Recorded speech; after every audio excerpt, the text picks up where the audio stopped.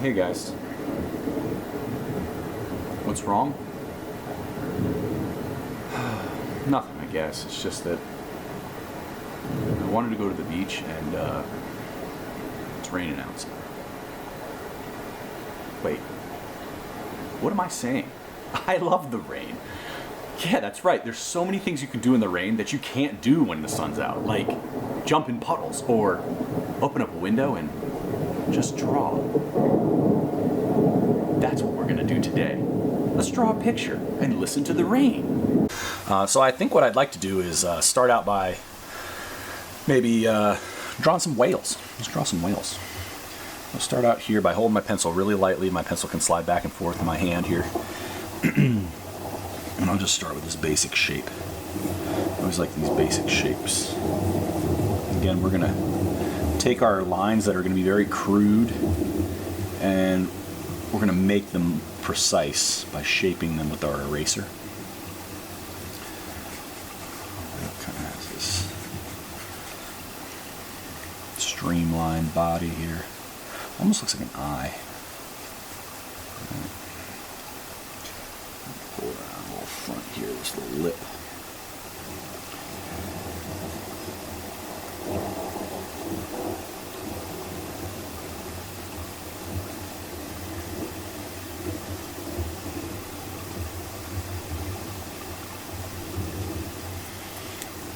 Here with my eraser. Sorry, sometimes I forget that there's a video going. Usually when I'm drawing, it's a quiet time. I'm enjoying the rain. But I guess I should start by saying when I'm drawing these whales, there's some things that are pretty interesting about whales that you might not think of, some that you might not know, some things that you might not know. For one thing, when we talk about whales, they're all part of this really broad group we call the cetaceans, right? And within the group of cetaceans, we also have two main types of whales. This guy right here is a baleen whale, right? So he doesn't have teeth. He's got what's called baleen, which are these really big plates that sit in his jaw. And what he does is he sucks in a whole bunch of water, and in that water, there's teeny tiny animals that we call zooplankton, or krill. You might hear krill. And he forces that water back out again over his baleen plates, and it acts like a sieve and expels the water, but it hangs on to the krill so he can swallow it. So these baleen whales are actually, they have a fancy name, and the fancy name is, they're called mysticeti whales. Okay? Mysticeti. So what I'm drawing right here are the folds on his throat or on his belly, or they're called ventral pleats, which basically just means that he's got some folds on his belly. And what these guys do is they allow him to expand his throat or his belly when he takes in all that water. So it's kind of like, if you remember when we were talking about the cacti that have the pleats, and that enables them, when the rains finally do come, they can soak up, several times their body's volume, or original volume, I guess, with the pleats being folded in. So it just allows them to take in so much more water. Well, these guys is the same thing. It allows them to take in so much more water, and as a result, they can take in much more food. Right? I'm actually going to move my pistachios out of the way so that I have more room to work here. I'm going to do his caudal fin now. This caudal fin sometimes is also called a fluke on whales. And a fluke is important because on whales it has very specific markings that are unique to an individual whale. So much so that scientists will actually use the flukes of whales to identify individuals. So you'll see one that has a little notch cut out of it or something like that. Oh, that's, Jimmy, that's the whale we saw last week in Mexico, or whatever. So they know the individuals based on what their fluke or their caudal fin looks like. It's interesting because actually down here at the beach, there's in Curry Beach, which is where my family and I live, there's a dolphin that comes through, and her dorsal fin is actually how I identify her. I see her every single year, and anyway, I didn't even know it was a female until this past year. I was sitting out on my surfboard, and she came through, and she had a little calf with her. And I came in to take a little closer look. She was underwater there. I didn't know where she was, but apparently she was coming in to take a closer look at me too. She surprised me quite a bit, came right up in front of me. But anyway, she's got a little notch cut out of her dorsal fin. This is a dorsal fin right here, but this is more what we call, not quite a vestigial tail, but it's like a tail that, or a vestigial dorsal fin, but it's just one that's, it's kind of being absorbed into the body like over time. It's not like what you'd see on a dolphin. So here we are, we're drawing these big old pec fins. You guys use these in some pretty elaborate displays when they're trying to attract attention of another whale. They do these really cool underwater dances, and they use their pec fins there to add a little bit of style and grace to what they're doing. So let me go ahead and finish that up there and put it this way. See how I use that eraser a lot. Make sure you're using your eraser. Really hope you can hear the rain on camera. It's really coming down, and it's, especially the thunder you're getting out there. I'm getting a little kind of a sleepy smile eye there. Just content. All right, I think he looks pretty good for now. So I mentioned there are two different types of cetaceans, two different types of whales. So this guy's called he's one of the Mysticeti whales, right? He's got baleen. But we also have other ones that don't have baleen, but they have teeth, and we call them Odonticeti. So things like dolphins, like I mentioned, orcas, which are actually the largest of the dolphin family, and then we have something like this guy, which he's called a sperm whale. And this guy's a really interesting, unique animal for a bunch of different reasons. For one, he has kind of the opposite effect of these ventral pleats here. So he doesn't expand his mouth to take in a whole bunch of water. His body's actually built to constrict, to get smaller, because what he does is he hunts at these really great depths.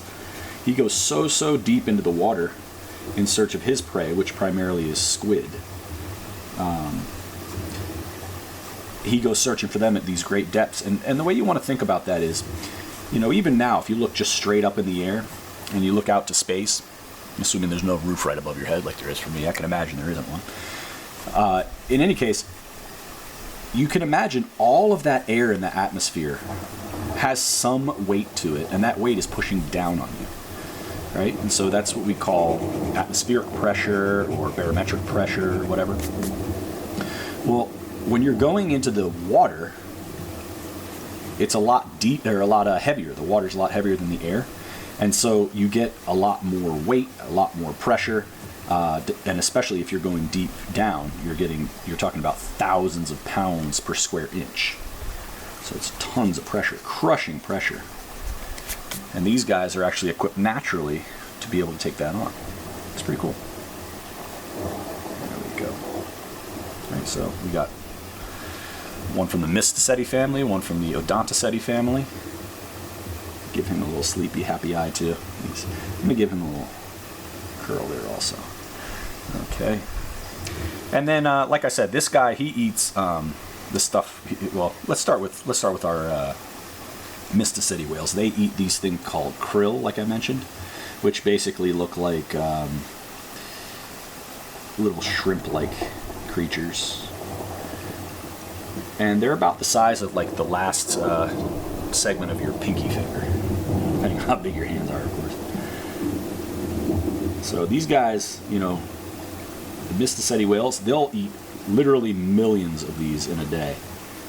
Tons and tons, like a ton, 2,000 pounds, like tons of them. All right, these little segmented crustaceans most of the time, or other animals. Sometimes they're larvae or little fry, which are like baby fish. So they'll take all that stuff in. And then they swallow them, actually not in great quantities. They'll actually swallow them in about a grapefruit-sized ball at a time. I mean, they'll take in much more than that, but their gulps are about a grapefruit size. Something else that's interesting about these is that they tend to be like this orangish color, and so the blue whales, at least, their poop is orange, which is kind of funny, kind of gross, but also kind of funny. These guys, on the other hand, they eat much larger prey, so they'll eat things like I was mentioning, like squid. So I'm going to draw a little squid over here. Squid are like just absolutely fascinating animals too. They're kind of creepy, almost like alien looking.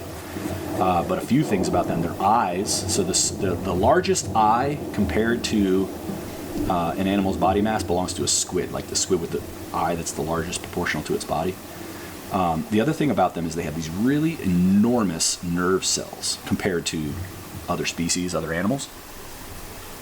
And so scientists are actually studying their nerve cells and how their nervous system works, with the goal being that we could help people that have, spinal cord issues or, issues that affect their nervous system. That's pretty cool. I read a book not too long ago. It's called In Search of the Giant Squid, and I highly recommend it. It's just a really good book that talks a lot about like the myths and the legends about squids, which I don't particularly care for. I'm more about the physiology, biology, that kind of stuff. But it's still interesting nevertheless. But what I really like about it is they do get into all the adaptations of squids, and some of the things are absolutely mind-blowing. So like most animals, to include a lot of whales, they have this thing called, they'll have this adaptation called countershading, where the top of their body is darker than the bottom is lighter than the top, and the idea is that if you're looking down at the animal, think like a shark or something, it's hard to see it because the top of the body, the top of the animal is dark like the bottom of the ocean that you're looking down towards, right? So it blends in. But then the opposite is true. If you're looking up at the animal, it's hard to see because the bottom of the animal is light and it blends in with the light from the surface. So pretty cool, huh? Call that countershading. In any event, squids actually go one step further. Some squids can actually, they have these cells that are called photophores. Photophores are light-emitting cells. There's a little chemical process that goes on, and they'll actually put out their own light. An example of this that you might be familiar with is like firefly. Their little butt lights up, and it's because they have photophores. So anyway, these guys, not only they have photophores, but they can do that counter shading with light. So it'll actually like mimic the sunlight from above as they shine down into the abyss. And so any predator that's lurking below them, that's looking up, has a real hard time spotting them. It's pretty cool. All right, so I'm gonna give this guy 9 legs here. I heard a joke from some kid a while ago. Sorry, I don't remember who told me, but I wish I could give you credit. But they said, how many tickles does it take to get a squid to laugh? 10 tickles. Get it? 10 tickles? That was pretty good. Anyway, most of these guys I think have 9. Sometimes they have 10. I think I could be wrong about that. I don't really know that kind of specific. Anyway, these guys are pretty cool though. So we're going to do 1, 2, 3, 4, 5, 6. Let's do 3 more. Kind of hide them behind the whale there. It's a little cheating technique so we don't have to draw so much. Pull this guy down here. Gosh, that rain is really coming down. Love it. Here in Curry Beach we have this thing we joke around, we call it the force field. We'll see rain to the north, rain to the south. We'll even see rain into the west. And we just don't get it. Everybody around here has storm warnings and we have sunny beach days. It's beautiful. That actually has to do with the, I don't know if you want me to get into it, why not, right? So in the summertime especially is when we see that, and what ends up happening is as the sun rises up, 1, 2, 3, 4, 5, 6, 7, 8, as the sun rises up over the land, it heats the land up faster than it can heat up the water. A couple reasons for that. But in any case, what ends up happening is that hot air over the land rises, which draws in air, the cooler air that rests over top of the ocean. That's been cooling all evening, all through the night. And so as a result, it creates wind that blows landward. So it kind of pushes any of those storms that are inland away from us. It's pretty cool. Normally these guys are going to eat, this guy's going to eat this guy. So what I'm going to do is I'm going to actually make it so that they're buddies, and they're a little heart here for them. A nice little friendly touch on the nose. Saying, hey buddy, thanks for not eating me. And this guy says, no problem. Thanks for giving me a little scratch on my head. And this guy too. These guys are going to be buddies. Alright. Now comes my favorite part of all this. I like to go in with my marker. Put my pencil off to the side here. And I'm going to come in and I'm going to start filling in some of these lines with a little bit more precision. I love it. The very first stroke I did, I quote-unquote messed up. But that just goes to show you, you're going to have missed strokes. It's not a big deal. Just enjoy the whole process. And if you're still with me, that's great. Thank you. I realize this probably isn't on the level of excitement that some of the other things you can be doing online are.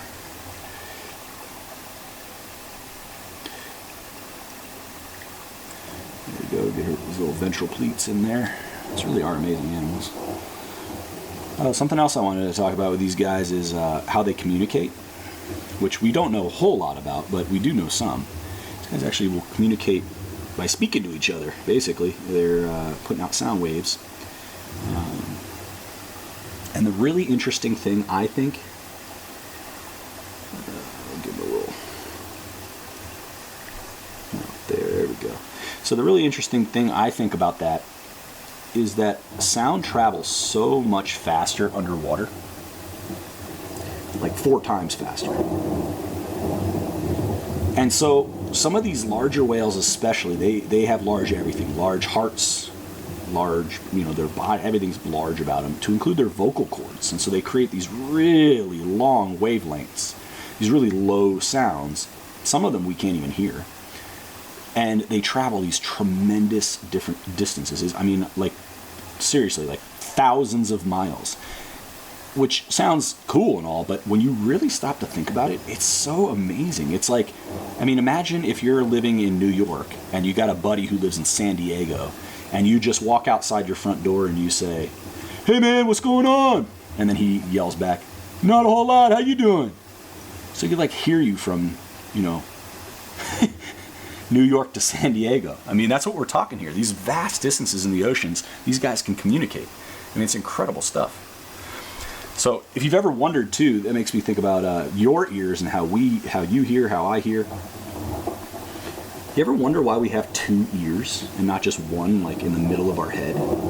Because that's pretty fascinating too. You see, what ends up happening is, since sound has to travel at a certain speed, which I guess around room temperature is probably like 350 meters a second or something like that. I don't know exactly, but in any case, it's fast, right? So you're talking about like 4 football fields or something in a second, right? So sound travels really fast, but that means that it's actually going to hit different points, like different distances at different times. So because you have an ear on one side of your head and then the other on the other side of your head, if something like you hear somebody talking to you that's on your right side, that means your right ear is going to detect that sound before your left. And so your brain's going to do a quick calculation and say, okay, well, the person's off to your right. It's pretty cool stuff. But underwater, the problem is sound travels like 4 times faster, I'd say. Something like that, at least. I don't remember, again, specifics. Sometimes I get to rambling. So if we're talking about, what did I say, 350 meters a second? Out in the air or out in gas, You're talking about, what is that, 1,400, 1,400? I mean, you might correct my math. But you're looking at like 1,400 meters a second that sound travels. And that's why if you ever go underwater and you hear a sound, it's almost impossible for you to tell the direction that it's coming from. It's just so difficult. I mean, it's not impossible. Sometimes you can. But the reason why is because the distance between your ears and the speed at which it's traveling is just too fast for your brain to really calculate any difference, to really sense any difference. It sounds like it's like the sound gets to both ears at the exact same time, which is kind of a thing that doesn't usually happen unless something's right in front of you or right behind you. Anyway, you ever think about all these things when you're drawing? That was a good one. I'm not seeing a whole lot of lightning, but I'm hearing the thunder. If you get a chance this summer too, especially, we get all these different weather patterns here at the beach. And one of my absolute favorite things to do is to go sit out on the beach during the summer nights, and you end up, if you have storms off the coast, you get the most amazing shows of lightning. It's unreal. And they'll be way off in the distance, so it's not raining on you and everything feels fine right where you are. You're just hanging out. And you don't even usually hear the thunder from it. It's just so far away. But because it's such a vast distance that you can see, you really get some... sorry, I'm going to fill this in. You really get an amazing show. So one of my favorite things ever since I was a kid. Just love it.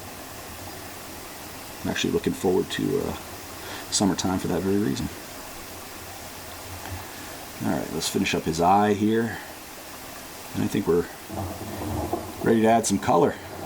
My light's probably going to cut out because I've been doing this for so long. The beauty of these videos too is if you think they're boring or something, you can always just turn them off. I mean, I like you being here with me, but if you're not having fun, I don't want you to suffer through it. Here we go. I've been doing a lot of, well, not a lot, but I've been doing some drawing lately, and it's still very weird to be doing it and talking at the same time. There you go, this little krill.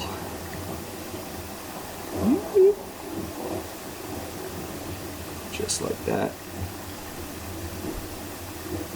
Tell you what I'll do too. Maybe I'll do my magic coloring. What I mean by that is I'm not going to do it in front of you. I'll just finish up these final strokes here. Yeah.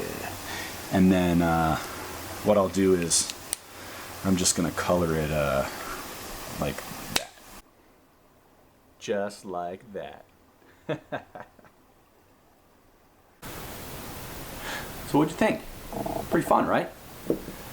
Can't control the weather, or a lot of things, but you can make the most of what you do have. Plus, I think the sun's coming out. For all the 4th grade teachers, I'm Mr. Guyton. Be good to each other.